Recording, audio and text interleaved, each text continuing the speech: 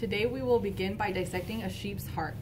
First, you need to locate where your eye wash station is, as well as your first aid kit. The supplies needed include scalpel, 2 needles, tweezers, pins, scissors, a paper towel, tray, a sheep's heart, gloves, and an apron.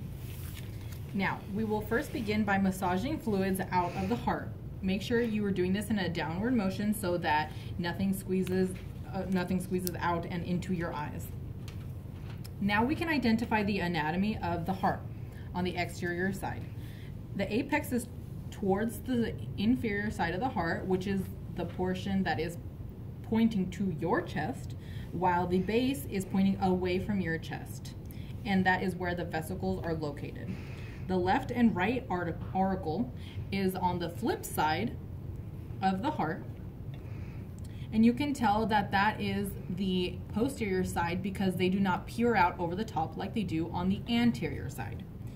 Now flip it back over so you can identify the pulmonary artery, the aorta, as well as the pulmonary veins. These veins dump into the atrium to the right and the superior to the pulmonary artery left atrium. The vena cava, which is directly left of the pulmonary veins, and the right atrium. Now flip it back over to the anterior side to identify the interventricular sulcus, which leads to the posterior side as well. Now we are ready to cut. So you will be making, this heart is already pre-cut for time purposes, but you will be making an incision on the outer side, starting from the apex, and you will cut it into front and back halves in a coronal cut that cut laterally to medial, up from the apex to the base of the heart.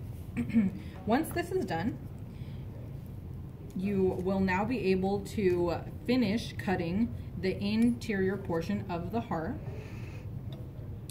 and you will now be able to identify the anatomy of the inside.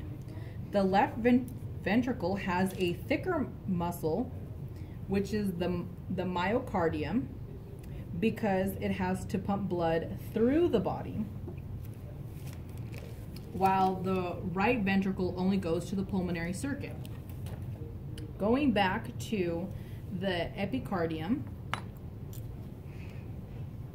the myocardium, which we stated before, and the endocardium, and the interventricular septum, and the interarterial septum, which is the upper portion of it. Now, in order to trace the blood flow, you will begin from the vena cava, which leads into the right atrium, which is shunted by the atria through the right AV valve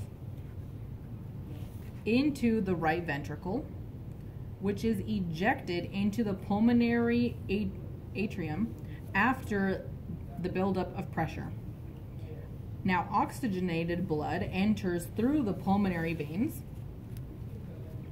into the left atrium and ending in the left ventricle. Pressure is built up and it is ejected into the aorta, which leads to the body.